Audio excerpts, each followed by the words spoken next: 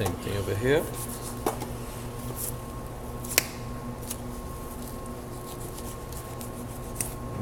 Did you hear the pop?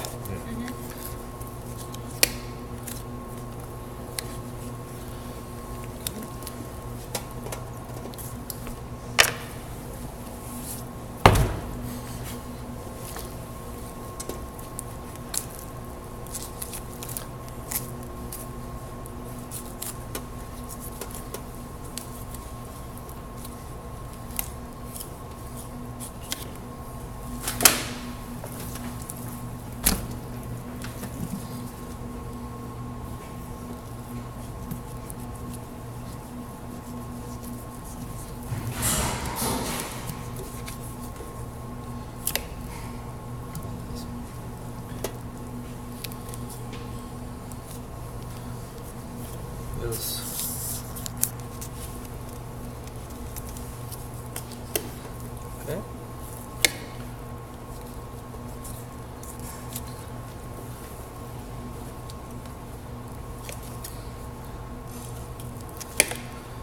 And you're gonna see the whole animal all in one piece.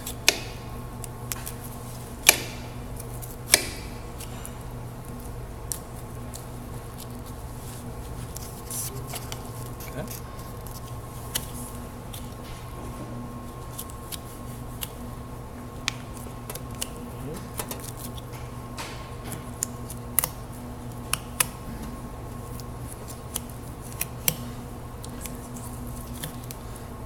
And again, your knife scraping the bone so you don't lose a lot of meat.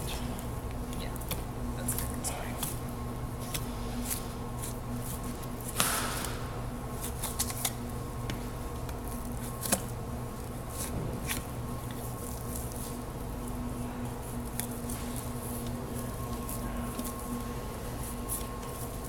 See? So you take the whole sheet over here. See?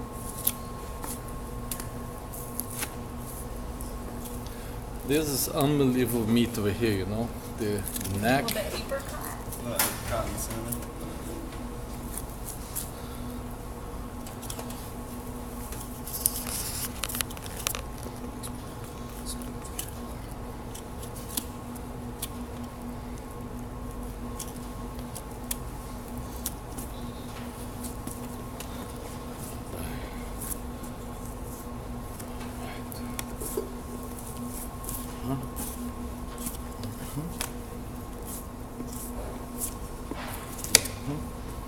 Do you know what this animal was raised on? As far as feed?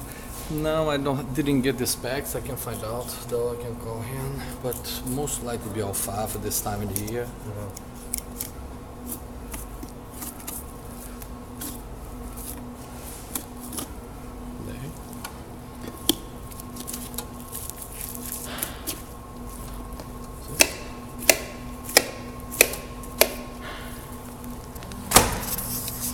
So right here, you have beautiful neck, you have loin over here, have sirloin over here, have ribs over here, have bacon over here. So I can basically come and do this over here.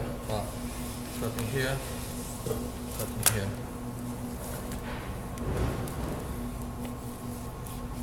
Cutting here, cutting here. Clean this a little bit. Clean this a little bit.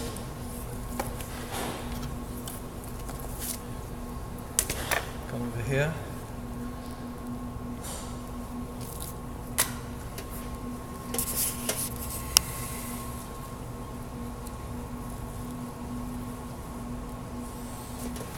Not down.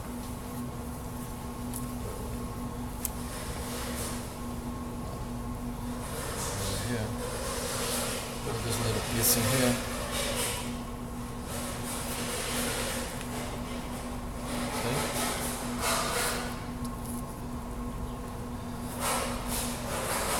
And again, I don't need to take this piece, but it makes it a little bit more palatable and eliminate. I actually had a customer before who said, "Oh, the lamb is too lammy."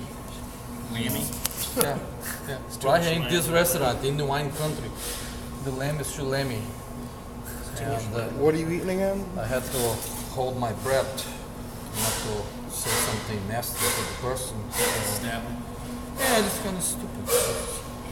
Fish tastes like fish. How did you settle that situation? Just out of I curiosity. did. I made a choice to lock myself in the walk for a few minutes. And I walked away. Yeah. And the lamb is lame. That's phenomenal. How's that conversation about the flat irons go, Sean? The flat iron went kind of decent. Are we gonna get them or? Yeah. Yeah.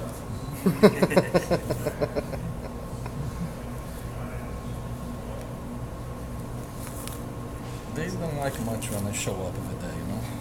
It's like I show up in purchasing. So here is an interesting piece because this is something that we do a lot. I tell what, I haven't served this in a busy restaurant for years because it's not sustainable cut. Which kind of surprising me that we kind of playing a little bit of a hypocrisy here. We're supposed to be a conservatory of sustainable cookery, and the cut that they choose is rack of lamb. So to operate the weekend on this supposedly be sustainable conservatory of cooking inside of our own home, we're butchering 80 lambs. It's kind of fascinating. Okay, so here, what I normally do is here. So I'll take the loin and I will butterfly.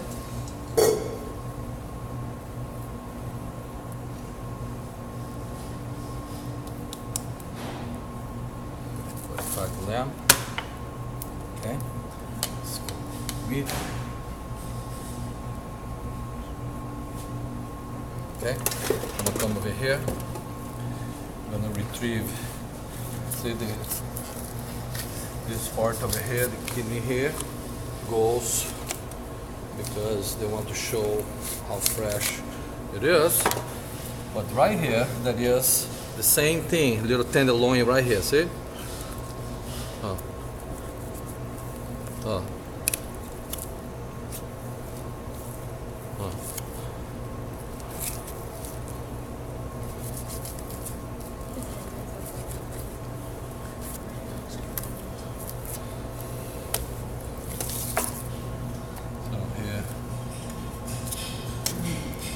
There's a little lamb tenderloin or that little filet mignon from lamb.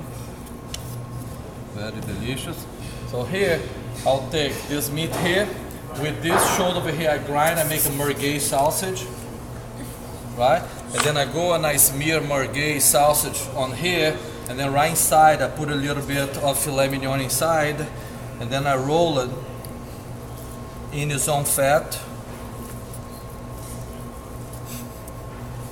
On fat, and then I wrap in plastic really tight, and then I freeze.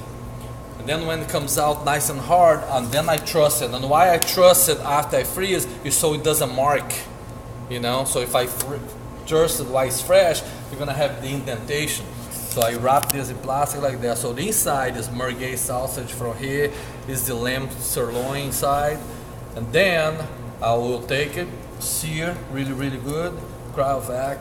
And then I can sous vide or braise very slowly.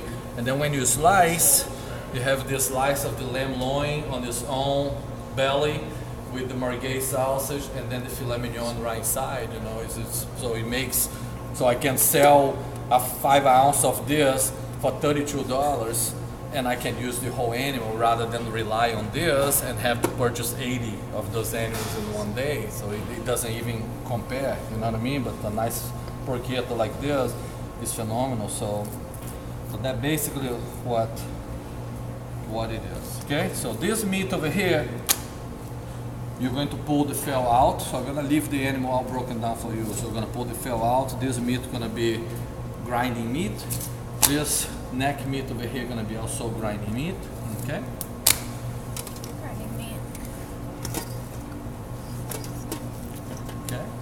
so far we have This is all grinding meat. this that is not being used. This is also sirloin, nice. Grinding meat? Yes, ma'am.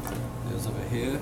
This over here, we're gonna put a little bit of that curing, so we're gonna make a lamb porchetta for us for Monday. That is Nice. nice. Right here, this is good. This I is like the good. crust. So far, it's good. So you don't really render lamb fat in the same way you would. I can. render I fat. can. Okay. You render for sure. You So cook the lamb this in over here. Oh, there's no good in here. How much was the lamb, do you know? This over here most likely was on the late 4s, maybe early 5s a pound. Okay. He says about 60 pounds. Yeah, this is probably about 63, 65. It's like $300.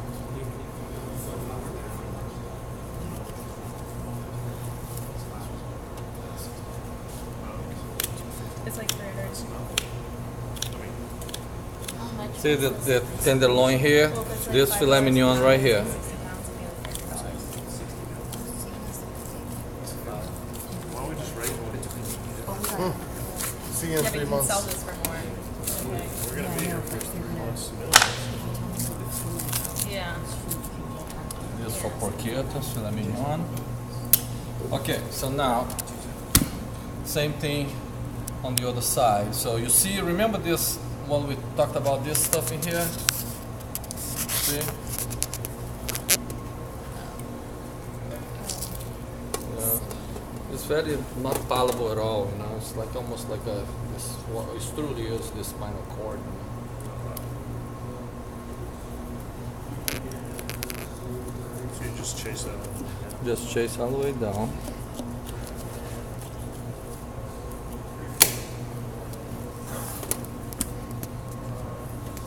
This really is. So what I do, I show you what I did. What I do. If I come over here and do what we call decocking the animal, so which means that I break down the rib over here and it's split, and then I pull half of the spine out and leave attached, so I can actually hang this over the rod over the grill, and then it smokes slowly, you know. So that's basically what I do when I cook the whole animal like that. You know, it's no different than when you do that with a turkey. So the only difference, a turkey you can do with the shears, a lamb is a little bit more tricky. You need to pull the guns out. I don't think it was there. Maybe a little piece of wool.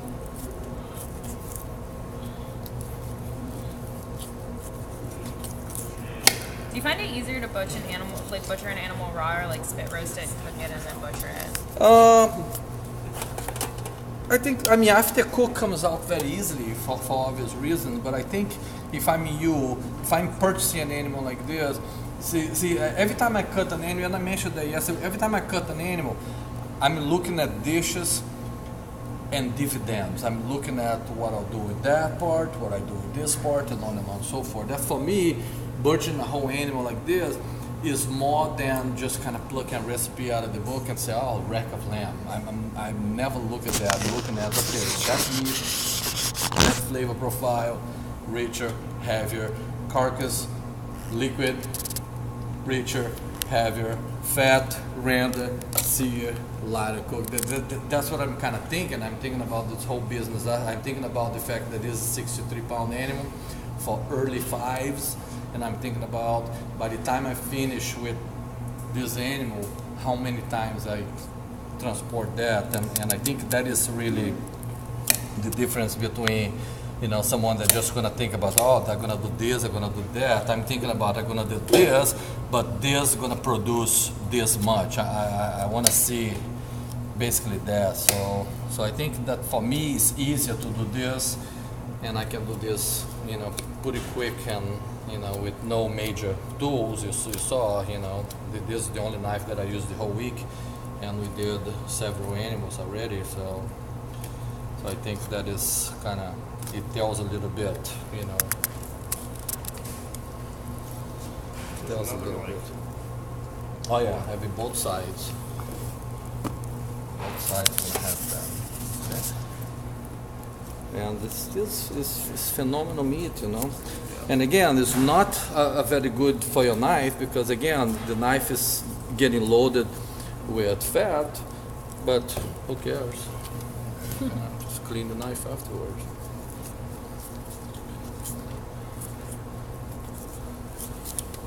There we go.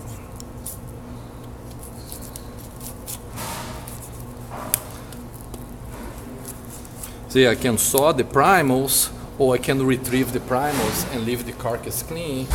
And already right here while I'm doing this, I'm writing menus. I'm already have, you know, that for one price and this for the other price, and I'm already designing a set that I don't need to reprint a menu. I can just simply say local, grass-fed, free range, lamb over, you know, some choke puree or, you know, celery root puree or whatever, you know, truffle polenta, whatever I come up with.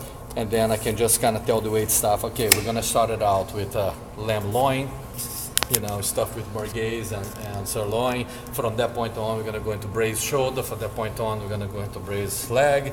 And so I'm saving on reprinting menu. I'm providing consistency because the cooks won't need to change the sets. You know, it's a lot of the business aspect that creativity for creativity's sake hurts restaurants, you know. And, On that note, say you had like a 6-top or something like that, and I have only 2 of those, and then the other 4 goes to there. Yeah. They might, oh man, I really want to rack, but then once they understand the philosophy behind, they all understand and support because I mean that's the place that they walk in is a sustainable base kitchen, and they become a part of that. Oh, that's a really cool idea, and then they see that the dish is as good with one cut as it is with the other, and they're getting virtually the same set. It's a nice thing. Okay, so come back to this, and then the same thing. So loin, see the loin right here. This over here is all bacon, and we put it that same curing mix that we like. This over here got to come out. Here have a little gland over here, see? Just nice little bacon over here. So all the fell gonna come out. The first little layer all gonna come out. It's the same thing. Gonna be clean. So this over here gonna be clean. Gotta come out over here. This is gonna be.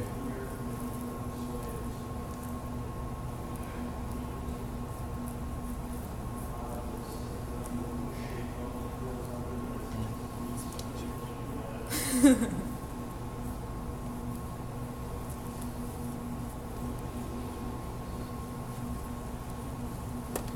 gonna make some of that curing, I'm gonna fix it up after we pull the fell, leave the fell for you guys. Bang, bang, bang. Then we freeze it. We cure right away, and then we rinse later on, let it pellicle nice, and then on Monday, or maybe even do the other way, rather than make a merguez, we can just kind of stuff this right away and then freeze it, and then on Monday we truss it and cook it, and then we eat it. What would we stuff it with? You know, filet mignon. Would you do any like other aromatics? I could, yeah. So here there is a nice little piece of meat over here that is highly prized, and over here we don't eat a lot, but overseas we eat a lot, which is right here. Nice little skirt over here. The problem that we don't eat a lot over here because there is this skin over it, and for the palate over here in the States is a little bit chewy, you know, so that becomes a good grinding meat.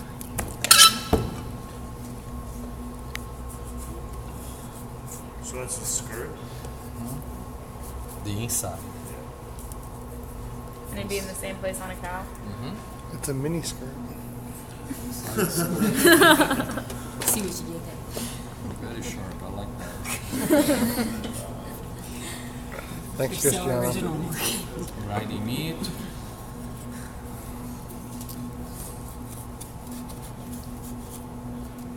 You got a good laugh.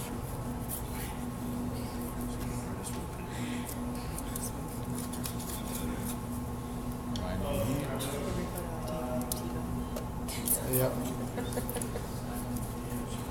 So there is a much easier, a much better way to butcher an animal. So if this was a cow, leave the cow just like this, you know, show a lot of understanding for what the animal is rather than just kind of cutting piece, you know.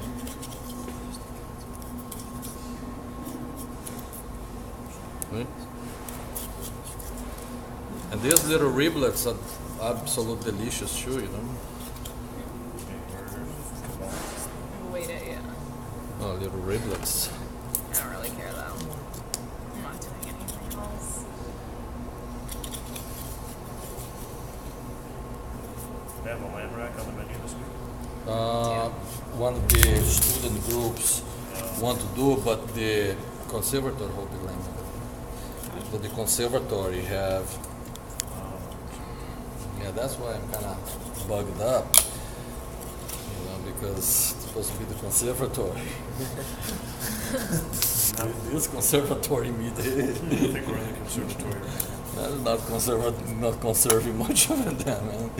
No, I'm gonna butcher 80 lambs because I only want the rack. Oh, good, nice. That's right. Thanks for conserving. No. That's crazy, man. That's crazy.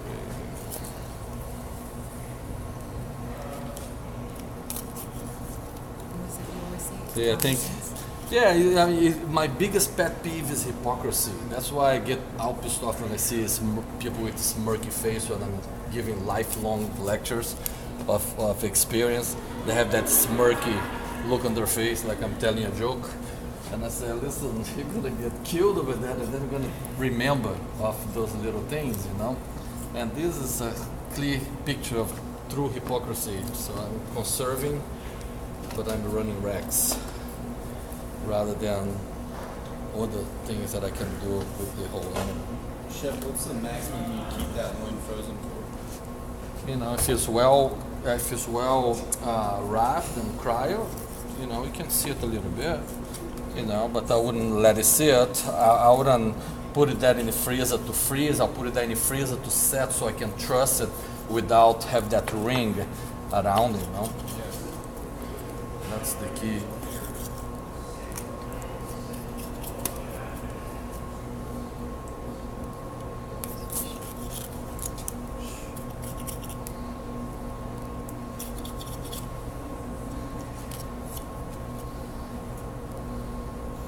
So curiosity sake, what kind of wine would you serve this? I tell you what, lamb is probably one of the most beautiful proteins to pair because I mean you can have a lamb dish with white any day and you can have a lamb dish with a big red any day. So the lamb is good because the gaminess and the butterness, I mean this is so buttery, you know, Chardonnay will be fine, Sauvignon Blanc if you use a little spice. I mean if you're doing like those guys would with like tandoori spice curry, Sauvignon Blanc would be the perfect choice.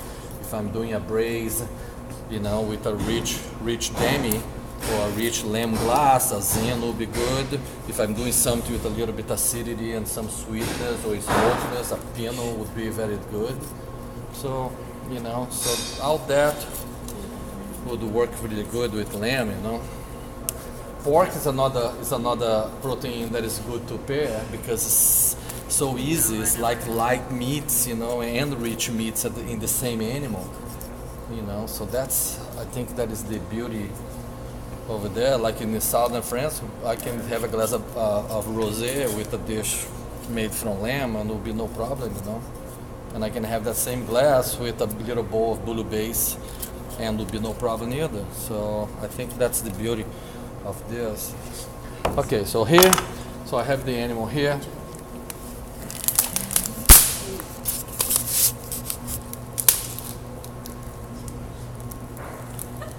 Okay.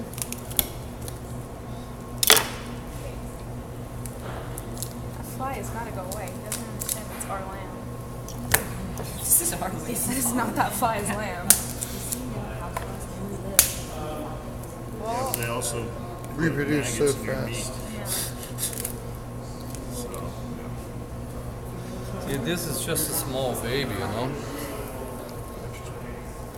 But it's just a small little animal. This chopsticks. All right, Mr. Miyagi. So here, hold this. Put away. Keep going. Here we go.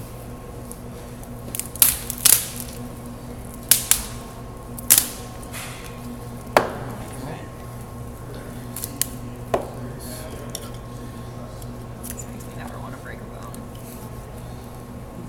Nope. Butchery is like a yoga retreat. So, butchery save you guys. Get all your anger out on it. Yeah, save you guys. Yeah, I won't yell you as much. We love you It's too, like Chef. winning, That's why you've been so nice to us the last couple days. it's like winning jiu-jitsu match every time.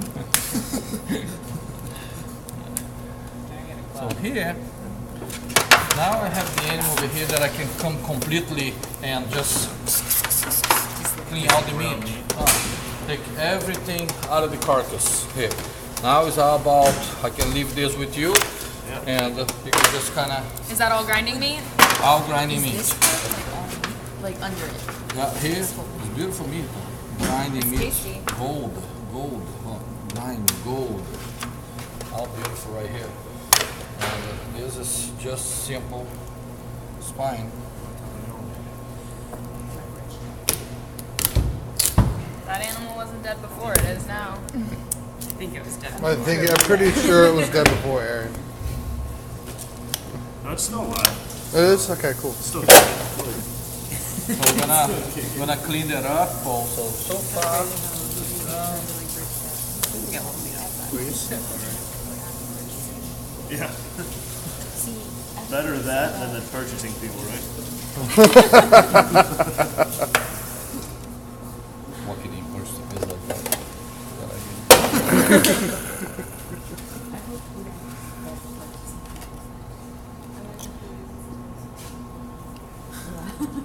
I know, right? I start tomorrow. I'm scared now.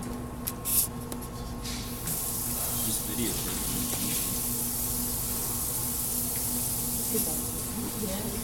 Okay, now leg of lamb. It's gonna be important because this is what you guys are gonna do with this lamb, okay? So leg of lamb. Here, we I'm need going to break this piece over here. If your lamb comes with this piece, that's where you're gonna go. Okay? Then what you're gonna do, you're gonna clean right here. It's very important that you do this. A lot of the times that you see butcher cutting lamb, they take this piece out. This piece over here, a lot of times they sell as chum, called chum, lamb chums, which is a little lamb top sirloin. It's very good. This is flavorful and standard, but there is a little senior that a lot of restaurants don't like. But it's actually an actual piece that you can purchase. It's this nice little top sirloin of the lamb over here. You know, because we have a leg of lamb over here, I want you to not cut that. So the only thing you're gonna do, you're gonna score the leg all the way until you reach the bone. You're gonna lay the leg with the inside part out, and then you're going to go on the leg. Okay, it's very important that your knife is the bone is scraping the bone. It's one inch of your knife. So again, you go over here. Again, do not lose this piece over here, which is the little lamb chunk. Okay, so we're gonna go in here. You follow the bone. See, my knife is scraping the bone all the way. Over here, you're gonna see that you don't have a lot of meat in here. That's fine. That's fine. Don't lose. You're gonna open from one side, rest it, and then you go on the other side, gonna rest it, okay? So far, kind of like yesterday with the ham. exactly. So far, so good. So right here is the bone. I already exposed the bone very, very simply. Huh?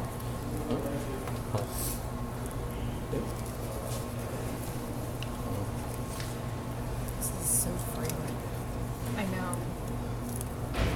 See, right here, I find the joint. You see the joint over here? And then I'll clear the joint, and then I find over here. So right here, I'm not separating anything at all. I'm just kind of holding. Even the skin over here gonna help me when it comes to roll the lamb through, okay? See? Okay? So right here. So you got once we score. So you score over here, so I'm gonna take. So here, if I'm in the market, you buy lamb chums or lamb top sirloin. A lot of restaurants use, I use myself. But you butcher a lamb, why lose that? Unless you're going to produce lamb chunks for the market, for the TAs, for example, don't take that, because this you can roll it and then have much more meat. But here is all about finding the bone. This is no different than when you did your chicken. Exactly, man. Exactly. Don't leave any bone. So gravity would be your best friend. See? So you start to think about where you're gonna come out from here. And then you're gonna go look for that little gland, right? So we have that little gland that we need to clean. Now, if the joints separate over here, no problem. You can always find the leg behind, you know. So take the thigh out and find the leg behind. It's no big deal, see? No problem at all. See?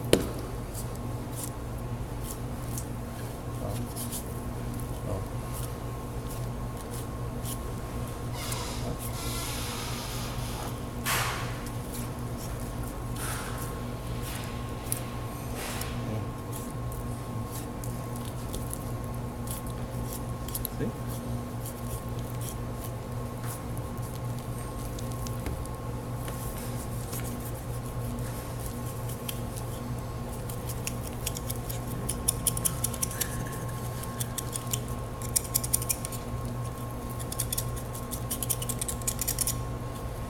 This was the number 2,703 legs of lamb in my life.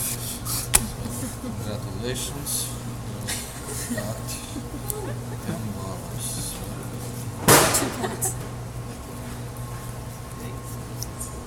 That's it. Expedia extra points for me. Okay. So here, you see, so you rather than lose it, you keep it, you know, because this will become this. And when you trust it really, really hard, you know, so you don't lose anything. So you get a leg that here you can come back. What is this meat over here? Shank meat, but you can see because the animal is small. Look, this is like very, very tough. So it becomes maybe a quarter of an ounce of grinding meat. Otherwise, you're in good shape here. Okay. So here you're gonna find a couple things. We're going to split this a little bit, okay? And you're gonna find this little gland over here, and I'll show you. Did you see it? Oh, this is what you're looking for. That's impaled, and then there is another one over here. And especially depends on the size of the meat. That is in one side, and that is in the. So it's pretty much just like find where they're fat. Yeah, you know, just kind of do. So here, for you guys, what I like to do is that you butterfly a little bit the lamb like so, and if you have little clubs of fat like this, you can trim a little bit, okay? Christian, got one glove at our station. It's on. Okay, so once you get the leg of lamb, they're gonna look like this, okay? Leg of lamb, they're gonna look like this.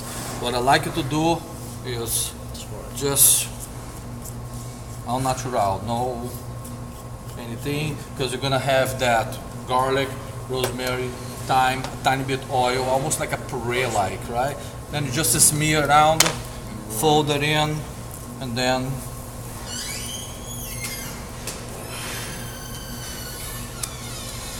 roll it, truss it, and then we crowd back. Truss as tight as you can, no problem, okay? So this is gonna take one lamb for one person, okay? Now, because one of you guys is gonna end up doing a shoulder, let me do a shoulder over here as well, okay?